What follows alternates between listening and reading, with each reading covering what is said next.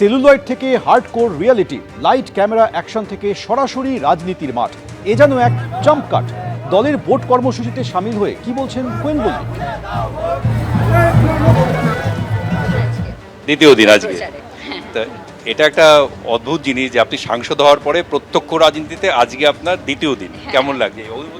ভীষণ ভালো লাগছে, ভীষণ ভালো, আমি ভীষণ থ্রিলড, আমি ভীষণই আমার অনুভূতিটা মানে কথায় প্রকাশ করতে পারবো না। কারণ তাদের সামনে থেকে দেখে তাদের কাছ থেকে সেই ভালোবাসার যে একটা মানে তাদের চাউনি দেখেই মনে হয় যে তারা আমাকে কত বছর ধরে কত ভালোবেসেছেন, কত চেনেন, তারা আমাকে কতটাই আমাকে আপন করে নিয়েছেন। এবং সেটা পুরোটাই হয়েছে কারণ আমি সিনেমার যে জগতে এতদিনের পথ চলা, 22 বছর হয়ে গেছে, তো সিনেমার মধ্যে থেকে আমি এত এত ভালোবাসা পেয়েছি তাদের কাছ থেকে।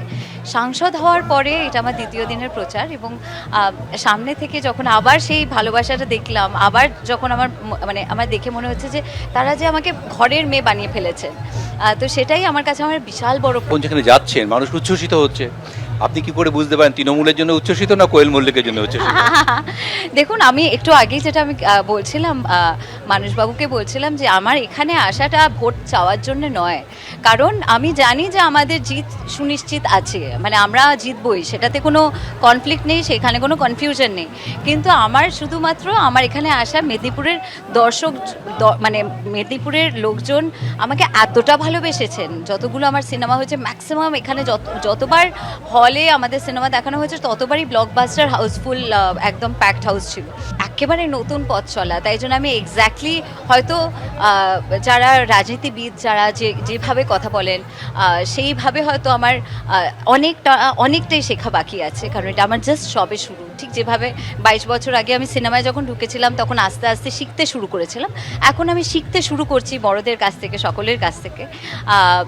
তো সেই জায়গা থেকে আমার মনে হয় যে আমি মানুষ হিসেবে বা আমি পছন্দ করি মানুষের সম্পর্কে ভালো কথা বলা, তো আমার সেই অভ্যেসটা মনে হয় আমি তাড়াতাড়ি ছাড়তে পারবো না। আমার মনে হয় প্রত্যেকের জন্যই আমার সেই শুভকামনাটা থাকবে।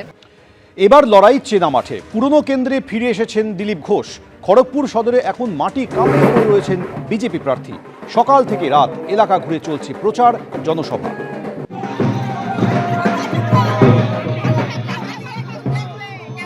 2015 সালে রাজ্য সভাপতি হওয়ার পর 2016 সালে তিনি এই কেন্দ্র থেকে প্রতিদ্বন্দ্বিতা করেছিলেন দিলীপ ঘোষ, এবং প্রথমবার জিতেই হইচই ফেলে দিয়েছিলেন জায়ান্ট কিলার হিসাবে। এবং এটাই সম্ভবত আপনার নির্বাচনী কার্যালয়ে বানিয়ে রেখেছেন, তাই তো? না, নির্বাচন কার্যালয় এটা সরকারি অফিস থাকার জন্যই নির্বাচন কার্যালয় আমাদের ওখানে আছে মালঞ্চতে। এটা আপনি বসবাস করছেন এখানে? এখানে তো আমি আছি 7-8 বছর ধরে। আচ্ছা, আপনি 2016 সালে জেতার পর থেকে তো এখানেই থাকেন নাকি? মাঝে মাঝে আগে আমি যে ভাড়া ঘর ছিলাম, তারপরে এটাই আমার আসলে এখানে লোকের সঙ্গে দেখা করি, এখানেই থাকি।